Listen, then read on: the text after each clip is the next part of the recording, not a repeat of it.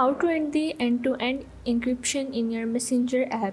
Hey guys, in this quick tutorial I'm going to show you that how you can turn off your end-to-end encryption in your Messenger application. So the steps are really easy and simple. So now let's get started.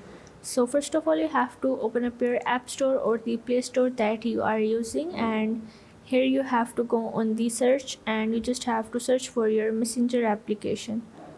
So now once you are in the Messenger, you just have to click on it and make sure that your Messenger application is updated. And once you update your Messenger, you just have to go back and open up your Messenger application.